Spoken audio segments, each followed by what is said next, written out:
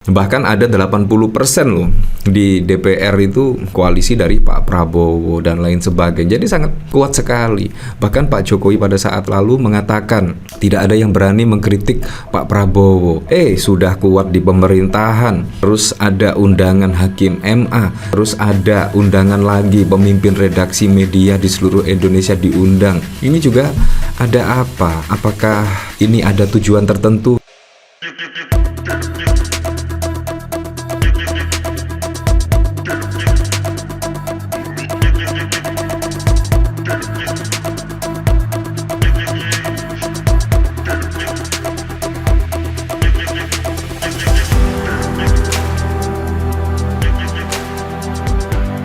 Akhirnya dari sini terjawab sudah ya, kenapa prediksi dari Bocor Alus Tempo itu selalu akurat. Nah, bahkan pada saat lalu di pemberitaan juga rame ya, Pak Prabowo mengundang setidaknya pemimpin redaksi media-media itu dijamu makan siang. Wah, makan siang. Dan bahkan konon katanya pertemuan itu berlangsung selama 6 jam. Ini juga ada apa ya?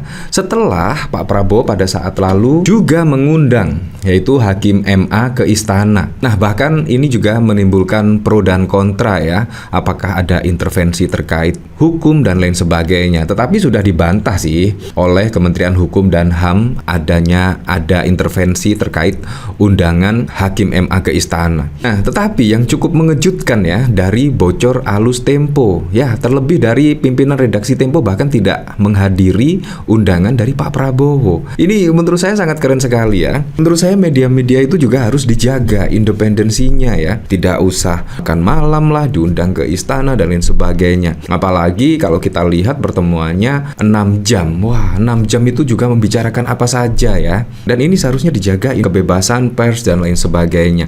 Nah, akhirnya terbukti kan siapa yang sangat independen. Wah, kalau kita lihat hanya Bocor Alus Tempo saja. Ini dari Divisi Humas Bocor Alus Politik Tempo. Pemret Tempo saat ini namanya Setri Yasra. Cek namanya ada atau enggak di sini.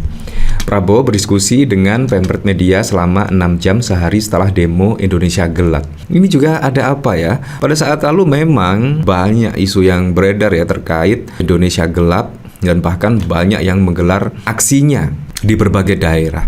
Konon katanya itu tidak ada di pemberitaan media TV nasional dan lain sebagainya. Nah, apakah ini terkait adanya intervensi, undangan makan siang dan lain sebagainya?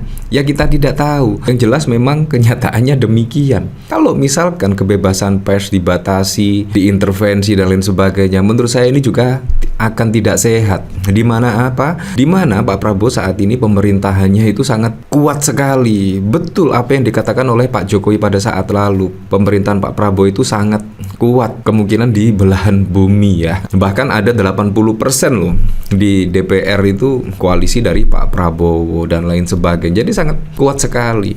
Bahkan Pak Jokowi pada saat lalu mengatakan tidak ada yang berani mengkritik Pak Prabowo. Sudah kuat di pemerintahan. Terus ada undangan Hakim MA. Terus ada undangan lagi pemimpin redaksi media di seluruh Indonesia diundang. Ini juga ada apa? Apakah ini ada tujuan tertentu? Ya, semoga saja tidak. Saya berharapnya sih semoga tidak. Terlebih Pak Prabowo menginstruksikan kepada media-media itu untuk sebebas-bebasnya lah dalam memproduksi berita dan lain sebagainya. Ya, seperti ketika Pak Prabowo mengumpulkan Hakim MA. Supaya apa? Ya, supaya menjaga integritas, menjaga hakim-hakim itu memvonis yang seadil-adilnya dan lain sebagainya. Nah, harapan masyarakat sih semoga saja seperti itu ya. Kalau kita lihat hukum saat ini sangat tebang pilih sekali ya. Apakah itu tujuan Pak Prabowo mengundang hakim-hakim MA? Yaitu untuk meluruskan kembali ke jalur trek yang benar. Kalau memang itu, menurut saya sih banyak yang setuju. Nah, tetapi sangat berbeda sekali ketika pimpinan redaksi ini diundang makan siang. Ini sangat wow sekali. Nah, kalau kita lihat dari sini, Divisi Humas Bocor Alus Tempo, profil dan tulisan-tulisan dari Huda Setri, panggilan akrabnya bisa kamu baca di sini ya, seperti itulah. Nah, dari sini dikomentari oleh Murtadawan. Oh, kirain namanya Stefanus Pramono, hantu pohon toge. Prabowo buat dosa ke masyarakat umum, klarifikasinya ke pimpinan redaksi. Anda nggak mampu menjelaskannya bertanya atau berkomunikasinya secara gamblang kepada masyarakat umumkah? Ya, ini Tempo We Trust. Nah, jadi saya kadang-kadang lebih percaya ke bocor alus ya. Apalagi kalau kita lihat prediksi dari bocor alus, khususnya dari majalah Tempo, itu menurut saya sangat keren-keren sekali. Dan bahkan hampir mendekati kebenaran. Pada saat lalu prediksi ada kudeta di Golkar. Ternyata kejadian. Setelah beberapa bulan diprediksi oleh bocor alus Tempo, kejadian. Tidak ada angin, tidak ada hujan, tiba-tiba Airlangga Hartarto mundur dan lain sebagainya. Yang cukup unik lagi yaitu soal rumor Airlangga dikudeta secara halus. Nama Jokowi disebut masuk jadi ketua Dewan Pembina Golkar hingga Bahlil jadi ketua umum. Ini tertanggal 21 Agustus 2024. Kalau kita lihat Bahlil Ladalia menjadi ketua umum Golkar itu tertanggal 21 Agustus. Artinya prediksi ini juga benar sekali. Tetapi Jokowi menjadi ketua Dewan Pembina itu tidak terjadi. Tetapi kalau kita garis bawahi, Bahlil menjadi ketua umum, sangat benar sekali. Kemungkinan kalau Pak Jokowi menjadi ketua Dewan Pembina, setidaknya harus mematuhi ADART, minimal menjadi kader 5 tahun lah. Kalau kita lihat dari Pak JK juga seperti itu.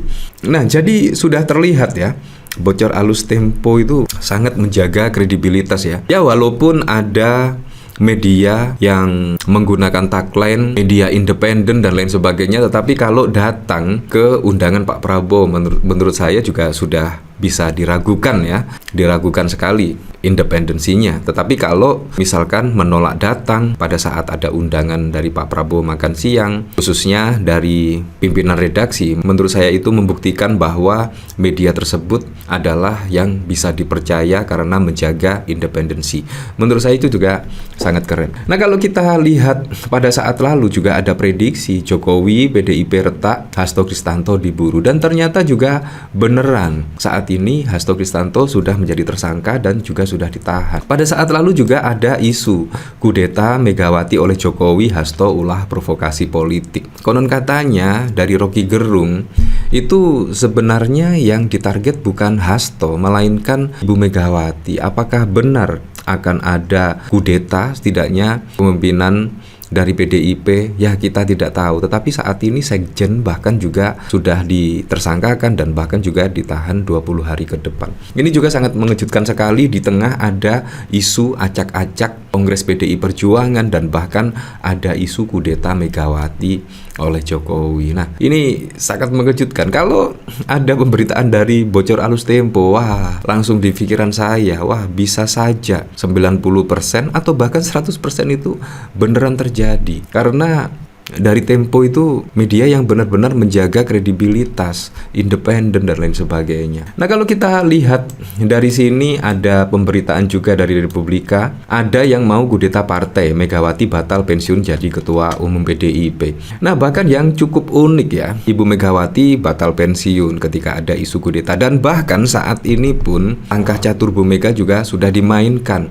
Walaupun Hasto menjadi tersangka, Hasto juga tetap menjadi sekjen PDIP. Nah, ini menurut saya keputusan yang sangat heroik dari Ibu Megawati.